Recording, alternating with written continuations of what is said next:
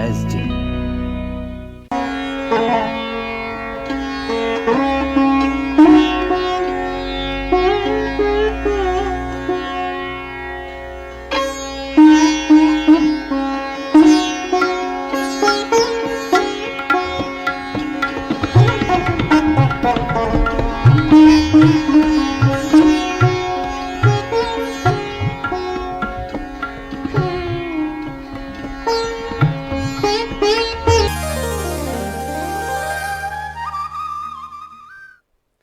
नमस्कार, ज्योतिर्वास्तु कार्यक्रममा यहाँहरूलाई धेरै धेरै स्वागत छ। म हुँ ज्योतिर्विद किरण गेवाली। हामीले ज्योतिर्वास्तु कार्यक्रममा हजुरहरूको ज्योतिषीय जिज्ञासाहरू, वास्तुसँग सम्बन्धित जिज्ञासाहरू र अन्य आध्यात्मिक पक्षका कुराहरूलाई पनि अगाडि बढाउने प्रयास गर्नेछौँ। हामीहरू हजुरहरूसँग ज्योतिषीय क्षेत्रमा विशेष गरेर ज्योतिषीय हरेक समस्याको समाधान गर्नको निमित्त निरन्तर रूपमा हजुरहरूसँग सम्बन्धित हुने, कनेक्टेड हुने प्रयास गर्नेछौँ। र आजको कार्यक्रम सुरु गरौँ आजको पञ्चाङ्गबाट। म हजुरलाई आजको पञ्चाङ्ग देखाउन गइरहेको छु। आज मिति 2078 साल असोज महिनाको 21 गते बिहिबारको दिन परेको छ। तदनुसार इस्वी सम्मतमा भन्नुपर्दा 2021 अक्टोबर 7 तारिक परेको छ। आज सूर्योदयको समय बिहान 6 बजिरहेको छ भने आज तिथिमा भन्नुपर्दा शुक्ल पक्षको प्रतिपदा तिथि रहेको छ। जुन प्रतिपदा तिथि छ त्यो दिउँसोको 2 बजेर 2 मिनटसम्म रहेको छ भने त्यसपछि द्वितीया तिथि आरम्भ हुन्छ। आज नक्षत्रमा हेर्नुपर्दा चित्रा नक्षत्र र योगमा हेर्नुपर्दा वैधृति योग परेको छ। त्यसकारणले गर्दा आज एक महत्त्वपूर्ण कुरा छ, आज घटस्थापनाको दिन पनि परेको छ र चित्रा नक्षत्रको साथसाथमा वैधृति योग पनि परेको छ। त्यसकारणले गर्दा हामीले घटस्थापनाको स्थापना गर्नुभन्दा पहिला चित्रा नक्षत्र र वैधृति योगको शान्ति गरेर गर्ने भने अझ राम्रो हुन्छ। यदि हजुरलाई सुलभ हुन्छ, कोही पण्डितहरूसँग सम्पर्कमा हुनुहुन्छ भने हजुरले चित्रा नक्षत्र र वैधृतिको पूजा गरेर अथवा शान्ति गरेर त्यसपछि घटस्थापनाको स्थापना गर्ने, कलशहरू स्थापना गर्ने काम गर्न सक्नुहुन्छ। आज करणमा रहेको छ, बव करण रहेको छ। चन्द्रमा आज कन्या राशिमा रहेका छन् भने त्यस लगभग बिहानको 10 बजेर 33 मिनटसम्म चन्द्रमा आज कन्या राशिमा रहेका छन्। त्यसपछि चन्द्रमा तुला राशिमा प्रवेश गर्दछन् र आजको दिनमान 29 घडी 22 पलाको रहेको छ, यानि कि 11 घण्टा 45 मिनटको आजको दिनमानको अवधि रहेको छ। र अहिले वर्तमान समयमा ऋतु चलिरहेको छ, शरद ऋतु चलिरहेको छ र आयनमा भन्नुपर्दा दक्षिणायनको समय रहेको छ। आयन विशेष गरेर दुईवटा हुन्छन्, उत्तरायण र दक्षिणायन गरेर 2 आयनहरू हुन्छन्। त्यसमध्ये अहिले दक्षिणायन चलेको छ। आज अत्यन्त महत्त्वपूर्ण दिन छ, घटस्थापनाको दिन हो र विशेष गरेर यो दिनमा हामीले जमरा राख्ने, कलश स्थापना गर्ने काम गर्दछौँ। आजदेखि नवरात्रिको पनि आरम्भ भएको छ र यो दिनलाई हामीले हिन्दू धर्मावलम्बीले विशेष गरेर अत्यन्त महत्त्वपूर्ण दिनको रूपमा मान्ने गरेको पाइन्छ। यो त भयो पञ्चाङ्गसँग सम्बन्धित जानकारी। आजबाट हाम्रो घटस्थापनाको दिन आरम्भ भएको छ। आजबाट नवरात्रिको समय आरम्भ भएको छ। आजदेखि 9 दिनसम्म विशेष गरेर हामीले दुर्गाको पूजा आराधना गर्ने र शक्ति स्वरूपको हामीले आराधना गर्ने गर्दछौँ। त्यसकारणले गर्दा आजको दिन अत्यन्त महत्त्वपूर्ण दिनको रूपमा हामीले मान्न सकिन्छ र विशेष गरेर आज हामीले कलश स्थापना गर्ने, कलशमा पनि एउटा सानो गणेशको निमित्त कलश स्थापना गर्दछौँ भने एक ठुलो कलश स्थापना गर्दछौँ र कलशमा नै हामीले देवी देवताको आह्वान पनि गर्ने गर्दछौँ। र घटस्थापनामा एक महत्त्वपूर्ण कुरा यो छ कि घटस्थापना रात्रि समयमा गर्नु हुँदैन। घटस्थापना विशेष गरेर हामीले जुन घटस्थापनाको लागि जुन शुभ साइत छ त्यो साइतमा नै गर्नुपर्ने आवश्यकता देखिन्छ र आज घटस्थापना गर्नको निमित्त शुभ साइत रहेको छ बिहानको 11 बजेर 46 मिनटमा ठिक 11:46 को समय पारेर हजुरले घटस्थापना स्थापना गर्ने घडा बनाउने काम गर्न सक्नुहुन्छ। त्यो समयमा गर्दाखेरि अत्यन्त राम्रो रहेको छ। जुन गणेश हामीले स्थापना गरिन्छ त्यो जुन शुभ साइत छ त्योभन्दा पहिले गर्न सकिन्छ। यानि कि 11:46 जानुभन्दा अगाडि नै गणेशको स्थापना गर्ने, पूजा गर्ने, गणेशको लागि कलश बनाउने काम गर्न सकिन्छ। जुन मुख्य घटस्थापना जुन स्थापना गरिन्छ हामीले घडा बनाउने कामहरू गरिन्छ त्यसको लागि भने शुभ समयमा 11:46 गर्दा राम्रो हुन्छ। मैले भने आज एक चित्रा नक्षत्र र वैदृति योगको संयोग परेको छ। त्यसकारणले गर्दा आजको दिनमा यी नक्षत्र र यो वैदृति योगको शान्ति गरेर गर्ने भनेर सल्लाह दिइएको छ र त्यो गर्न सकियो भने राम्रो हुन्छ। केही तपाईहरू सामु कोही पण्डितको सुलभ छ अथवा पण्डित हजुरको कन्ट्याक्टमा हुनुहुन्छ भने पण्डितलाई बोलाएर पनि गर्न सक्नुहुन्छ पूजापाठ गर्दाखेरि। नत्र भने आफैले पनि चित्रा नक्षत्रको पूजा गर्ने र वैदृति योगको सम्झेर त्यसरी पूजा गरेर पनि हजुरले घटस्थापनालाई आरम्भ गर्न सक्नुहुन्छ। बिहानमा नुहाउने, शुद्ध हुने अनि त्यसपछि रातो कपडा लगाउने। विशेष गरेर हामीले देवीको कार्यको लागि रातो कपडाको प्रयोग गर्ने गर्दछौँ र रातो कपडालाई विशेष गरेर देवीसँग सम्बन्धित मानिन्छ ऊर्जाको रूपमा हेर्नु पर्दाखेरि पनि। र बिहान कुनै यदि तपाईँ नदी अथवा तलाउ को नजिक बस्नुहुन्छ भने त्यहाँबाट शुद्ध माटो ल्याउने अथवा बालुवा ल्याउने जसमा हामीले जमरा राख्न सकौँ अनि त्यसपछि हामीले त्यसबाट जमरा राख्न सकिन्छ। विशेष गरेर जमरा राख्दाखेरि हामीले जौलाई विशेष प्राथमिकता दिनुपर्दछ र कहीँ कतै जौ यदि उपलब्ध छैन भने गहुँको पनि जमरा राख्ने जस्तो किसिमको चलन रहेको छ। विशेष गरेर हामीले भन्नु पर्दाखेरि दियो कलश र गणेशको स्थापना गर्दाखेरि रातो वस्त्रमा आसन दिने कार्य पनि गर्नुपर्दछ। र हामीले कलशलाई पहिले नै श्रृङ्गारेर राख्ने र कलशलाई चाहिँ हामीले पूर्वपट्टि राख्ने र पूर्वपट्टि फर्केर नै हामीले पूजा आराधना गर्ने पनि गर्दा अत्यन्त राम्रो हुन्छ। आज हामीले नवदुर्गा स्वरूपमध्ये जुन हाम्रो शैलपुत्री माताको स्वरूप छ त्यसलाई हामीले पुज्ने गर्दछौँ। शैलपुत्री मातालाई हामीले विशेष गरेर नवदुर्गाको आरम्भमा अथवा घटस्थापनाको दिन प्रतीक देवीको रूपमा मानिन्छ। शैलपुत्रीसँग जोडिएको प्रसङ्ग छ, कहानी छ। विशेष गरेर जुन दक्ष प्रजापतिको पुत्री जुन सती थिइन् ती सतीको जब देहान्त हुन्छ त्यसपछि उनले हिमालय पर्वतकी पुत्रीको रूपमा जन्म लिन्छन् र उनीलाई हामीले शैलपुत्री भनिन्छ। शैलको अर्थ हुन्छ जुन हिमालकी छोरी भन्ने मानिन्छ। हिमाललाई हामीले अथवा पत्थरलाई हामीले शैलको रूपमा मान्दछौँ। शैल जुन संस्कृत शब्द हो शैल, त्यसकारणले गर्दाखेरि उनको जुन पुत्री हुन् हामीले शैलपुत्री भन्दछौँ। र शैलपुत्रीको विशेष गरेर जुन शिवको प्राप्तिको निमित्त उनले आरम्भ गर्दछन् जीवनको, यो शैलपुत्रीको चरणबाट नै आरम्भ हुन्छ। दक्ष प्रजापतिकी जुन पुत्री सती थिइन्, दक्ष प्रजापति चाहन्थे कि उनको बिहे महादेवसित नहोस्, एक सन्यासीसँग नहोस्। महादेव सन्यासी थिए र सन्यासीसँग नहोस्। दक्ष प्रजापति चाहन्थे कि उनको बिहे पनि एक राजासँग अथवा सम्राटसँग होस्, जुन एक विशिष्ट व्यक्ति होस्, त्यस्तो चाहन्थे। हुन त प्रत्येक संसारी व्यक्तिले विशेष गरेर संसारको प्राप्तिको चाहना नै गर्दछ। ऊ धार्मिक अथवा आध्यात्मिक जगततर्फ केन्द्रित हुन चाहँदैन। विशेष गरेर संसारिक उपलब्धितर्फ नै उसको सधैँ ध्यान जान्छ। त्यस्तै गरेर दक्ष प्रजापति पनि चाहन्थे कि उनको पुत्रीको बिहे एक संसारी अथवा सम्पन्नशाली व्यक्तिसँग होस्। तर सती चाहन्थिन् कि उनको बिहे एक सन्यासी यानि कि शिवसँग, जसको मोहमाया संसारप्रति छुटिसकेको छ, उनीसँग होस् भन्ने चाहन्थिन्। र प्रत्येक आत्माको चाहना नै अन्त्यत परमात्माको प्राप्ति नै हुन्छ।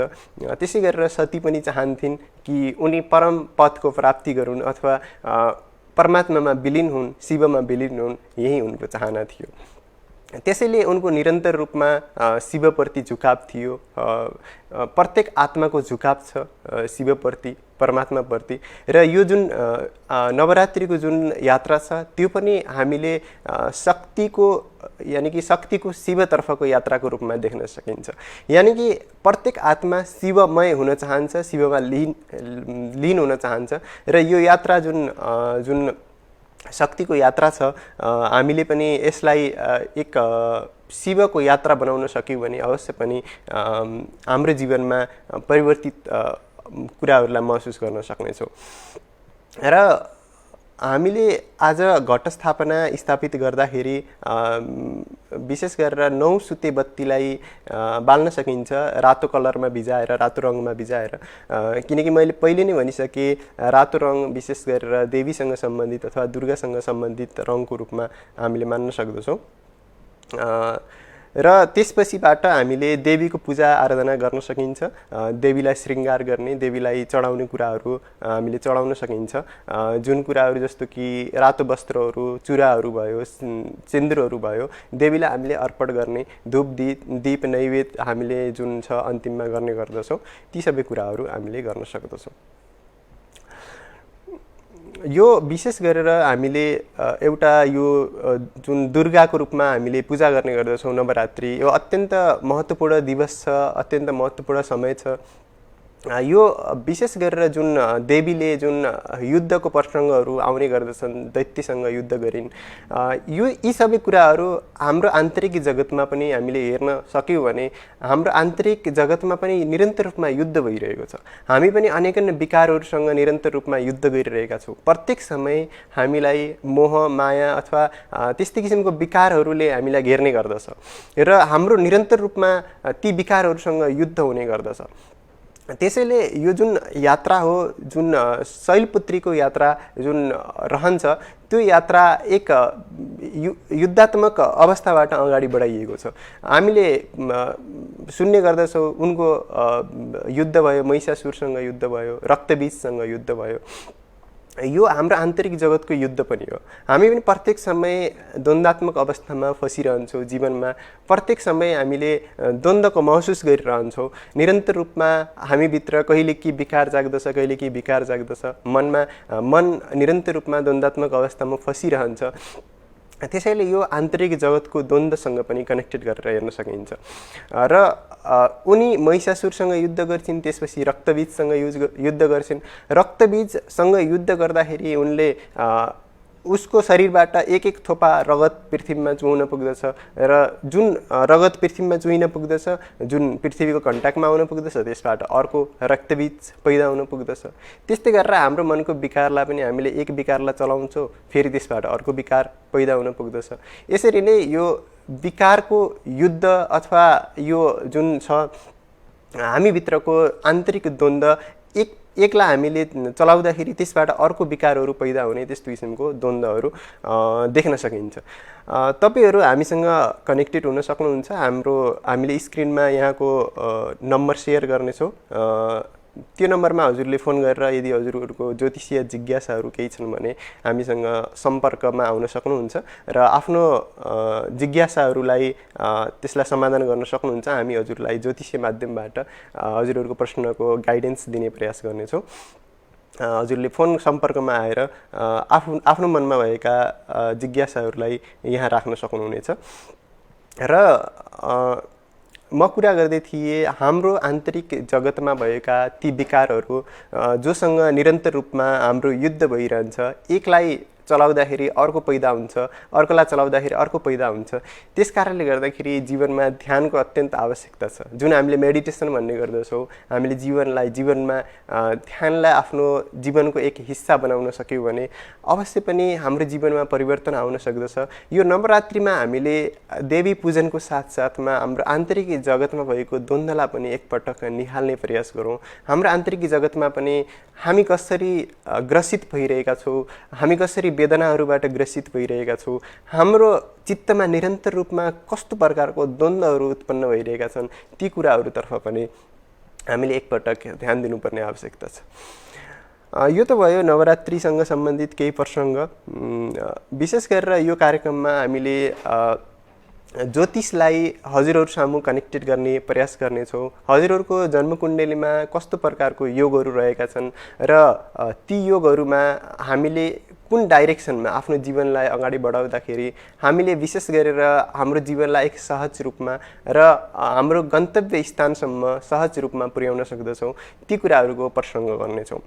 ज्योतिषमा विशेष गरेर 9 ग्रहहरूको भूमिका हुन्छ। 9 ग्रहहरू र 12 राशिहरू छन् र यी ग्रहहरूको हामीले अध्ययन गर्नुपर्ने आवश्यकता छ कि हाम्रो कुण्डलीमा कुन ग्रहले कस्तो किसिमको रोल प्ले गरिरहेको छ, कस्तो किसिमको भूमिका प्ले गरिरहेको छ र हाम्रो निमित्त सुइटेबल कर्मको डाइरेक्सन के छ, हामी के कामको लागि जन्मिएका हौँ, ती सबै कुराहरू हामीले ज्योतिष मार्फत हामीले जान्न सक्दछौँ। एनालाइसिस गरेर हामीले एक हाम्रो जीवनको जुन प्लेटफर्म छ, के छ हाम्रो गन्तव्य यानि कि डेस्टिनी प्याटर्न के छ, ती सबै कुराहरूमा हामीले सूक्ष्म रूपमा एनालाइसिस गर्न सक्दछौँ। ज्योतिषमा विशेष गरेर लग्न कुण्डली छ, त्यसको साथसाथमा हामीसँग चन्द्र कुण्डली, सूर्य कुण्डली र अन्य डिभिजनल कुण्डलीहरू पनि हुने गर्दछ। ती सबै कुराहरूलाई हामीले सूक्ष्म रूपमा यदि अध्ययन गर्यौँ भने हामीहरूले त्यसको एक गहिराइसम्म पुगेर त्यसबाट हामीले विशेष गरेर मोती निकाल्न सक्दछौँ। र म हजुरलाई यहाँ एक स्क्रिन सेयर गर्न गइरहेको छु। आज शैलपुत्रीको जुन छ प्रसङ्ग छ, म हजुरलाई देखाउन गइरहेको छु। मा शैलपुत्री जुन छिन् उनी नन्दीमाथि चढेकी छिन् र एक हातमा उनको त्रिशूल छ भने अर्को हातमा उनले कमल राखेकी छिन् र यसबाट हामीले बुझ्न सक्दछौँ कि जुन शैलपुत्री माता हुन् उनको स्वरूप एक अत्यन्त भोले स्वरूप छ, यानि कि अत्यन्त सरल स्वरूप छ। प्रत्येक बच्चाको जुन जन्मिन्छन् ती बच्चाहरूमा एक प्रकारको भोलापन हुन्छ, उनीहरूमा एक प्रकारको कौतूहलता हुन्छ। उनीहरू आफ्नो बुद्धि विवेकले भन्दा पनि आफ्नो हृदयले काम गर्ने गर्दछन्। त्यसैले यहाँ नन्दीलाई जोड्न पुगिएको छ। नन्दी आफैमा एक विवेक भन्दा पनि हृदयले काम गर्ने एक शिवभक्तको रूपमा पाइन्छ। त्यसकारणले गर्दाखेरि जुन शैलपुत्री छिन् उनी नन्दीमाथि चढेकी छिन्। अब शैलपुत्रीको यात्रा किन भन्दा बुद्धि विवेक भन्दा पनि हृदयसँग सम्बन्धित हुन गइरहेको छ। शैलपुत्री शिवमा प्रवेश गर्न गइरहेकी छिन्। अब बुद्धिले त्यो यात्रामा त्यति साथ दिन सक्दैन। अब हृदयको आवश्यकता छ, अब गहिराइमा पुग्नुपर्ने आवश्यकता छ। अब उनी आत्मबोधको निमित्त उनी अगाडि बढ्न गइरहेकी छिन्। त्यस कारणले गर्दा नन्दीमाथि चढेकी छिन्। यो उनको हातमा एक त्रिशूल छ। त्रिशूल यानि कि अस्तित्वका 3 आयामहरूलाई हामीले त्रिशूलको रूपमा हेर्न सक्दछौँ। जुन हामीसँग भएको जुन 3 आयाम छ, अथवा हामीले हिन्दू धर्ममा जसलाई ब्रह्मा विष्णु महेशको प्रतीकको रूपमा पनि लिन सकिन्छ, एक अर्थमा भन्नुपर्दा यी 3 आयामहरू लाई यो त्रिशूलले प्रतीकको रूपमा लिन सकिन्छ। उनको यात्रा जुन छ त्रिविकारहरू भनिन्छ, ती विकारहरूबाट अब मुक्त भएर एक सत्यको खोजमा अगाडि बढेकी शैलपुत्रीको रूपमा हामीले यसरी हेर्न सकिन्छ। त्यसकारणले गर्दाखेरि यो भयो शैलपुत्री माताको तस्बिर मैले हजुरहरूसँग सेयर गरेँ र हामीहरू कुरा गर्दै थियौँ, ज्योतिषसँग सम्बन्धित कुरा गरिरहेका थियौँ। हामीले ज्योतिषलाई विशेष गरेर भन्नुपर्दा ज्योतिष र वास्तु पनि एक आपसमा कनेक्टेड विषयहरू छन्। वास्तु भनेको घर निर्माणसँग सम्बन्धित विषय हो र घरको निर्माण गर्दाखेरि हामीले कुन डाइरेक्सनमा, कुन दिशातर्फ के कुराहरू राख्दछौँ त्यसको अत्यन्त महत्त्वपूर्ण भूमिका रहन्छ र हाम्रो जीवनमा आउने प्रत्येक समस्याहरूको कतै न कतै सम्बन्ध हाम्रो घरको वास्तुसँग पनि हुन्छ। हाम्रो जीवनमा केही समस्याहरू घटित भइरहेको छ भने त्यो समय यदि हामीले त्यसलाई यदि घरको वास्तुमा पनि चेक गर्न पुग्यो भने ठिक त्यो क्षेत्रमा, जुन क्षेत्रमा हाम्रो कुण्डलीबाट समस्या देखिरहेको छ त्यो क्षेत्रमा हामीले त्यो ग्रहसँग सम्बन्धित विषयवस्तुहरू पनि पाउने गर्दछौँ। त्यसकारणले गर्दा घरको वास्तुको पनि अत्यन्त महत्त्वपूर्ण भूमिका रहन्छ र हामीले यदि वास्तुलाई मिलाएर यदि हामीले गृहको निर्माण गर्न सक्यौँ भने त्यसले गर्दाखेरि हाम्रो जीवनमा अनेकन प्रकारको शुभता आउने गर्दछ। त्यसकारणले गर्दा वास्तु अत्यन्त महत्त्वपूर्ण कुरा हो र हामीले ज्योतिषमा कुनै पनि कन्सल्टेन्सी दिँदाखेरि विशेष गरेर साथसाथमा वास्तुलाई पनि कनेक्टेड गरेर हजुरको घरको यो डाइरेक्सनमा अहिले यो दशा चलेको कारणले गर्दा यो डाइरेक्सनमा यी वस्तुहरू आइरहेको हुनुपर्दछ, जसले गर्दाखेरि हजुरलाई यो प्रकारको प्रब्लमहरू आइरहेको छ, जीवनमा यो प्रकारको समस्याहरू फेस गर्नुभएको छ। त्यसरी हामीले इन्टरकनेक्टेड गर्ने प्रयास गर्दछौँ। किन भन्दा यी सबै कुराहरू आपसमा सम्बन्धित छन्। हाम्रो घरको प्रत्येक क्षेत्रमा के हुन्छ त्यो सबै कुराहरू हाम्रो कतै न कतै ग्रहले नै असर पारिरहेको हुन्छ। ग्रहले हामीलाई सूक्ष्म रूपमा हाम्रो आन्तरिक मनमा जुन छ त्यसको ऊर्जाको प्रभावको कारणले गर्दा हामीले जुन पनि क्रियाकलाप गर्दछौँ, हाम्रो घरमा जुन प्रकारको म्यानेजमेन्ट गर्दछौँ, त्यो सबै कुराहरूमा हाम्रो जुन प्लानेटरी प्लेसमेन्ट हुन्छ, हाम्रो ग्रहको जुन स्थिति हुन्छ, ती सबै कुराहरूको महत्त्वपूर्ण भूमिका रहन्छ। त्यसकारणले गर्दाखेरि यी कुराहरूलाई हामीले विशेष ध्यान दिएर अगाडि बढ्न सक्ने हो भने हाम्रो जीवनमा आउने समस्याहरूबाट हामीले कैयौँ मात्रामा छुटकारा पाउन सकिन्छ र हामीले जीवनलाई सहजतापूर्वक अगाडि बढाउन पनि सकिन्छ। र विशेष गरेर ज्योतिषमा 9 ग्रहहरू छन् र ग्रहहरूको आफ्नै प्रकारको भूमिका रहेको छ र प्रत्येक ग्रहहरूको आफ्नै आफ्नै प्रकारको एक रोल रहन्छ, एक हाम्रो जीवनमाथि असर रहन्छ। जस्तो कि सूर्य ग्रह हाम्रो नेतृत्वको कारक ग्रह हो अथवा सूर्य ग्रहलाई हामीले राजाको रूपमा पनि मान्ने गर्दछौँ। जुन हामीमा जुन नेतृत्व क्षमता हुन्छ ती सबै सूर्य ग्रहबाट नै प्रभावित हुने गर्दछ।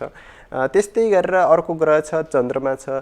चन्द्रमा हाम्रो मनको प्रतीक हो। यस्तै गरेर प्रत्येक 9 ग्रहहरूको नै आफ्नै आफ्नै प्रकारको भूमिका रहन्छ र चन्द्रमा हाम्रो मन हो। यानि कि चन्द्रमा हाम्रो कुण्डलीमा जस्तो अवस्थामा छ, हाम्रो मानसिकता, मेन्टल जुन ट्याकलनेस हुन्छ, मेन्टल एबिलिटिज हुन्छ, चन्द्रमाबाट नै प्रभावित हुने गर्दछ। त्यस्तै गरेर हाम्रो जुन मङ्गल छ, मङ्गल हाम्रो ऊर्जाको स्वरूप हो र मङ्गलको प्लेसमेन्टबाट यो हामीले जान्न सक्दछौँ कि हामीले आफ्नो जीवनमा ऊर्जाको प्रयोग कुन क्षेत्रमा गर्न गइरहेका छौँ भन्ने मङ्गल ग्रहबाट थाहा हुन्छ। हाम्रो शक्तिमा, हाम्रो शरीरमा जति पनि ऊर्जा छ त्यो सबै मङ्गलबाट नै प्रभावित हुने गर्दछ। यसरी ग्रहहरूको एक एक विशेष क्षेत्रहरू छ र हाम्रो जीवनमा ती ग्रहहरूले कसरी प्रभाव पारिरहेका छन् ती कुराहरूलाई हामीले सूक्ष्म एनालाइसिस गर्न सक्दछौँ। हजुरहरू हामीसँग जोडिन सक्नुहुन्छ। हाम्रो सम्पर्क नम्बरमा कन्ट्याक्ट गरेर हजुरहरू आफ्नो ज्योतिषीय जिज्ञासाहरू अवश्य पनि पुरा गर्न सक्नुहुनेछ।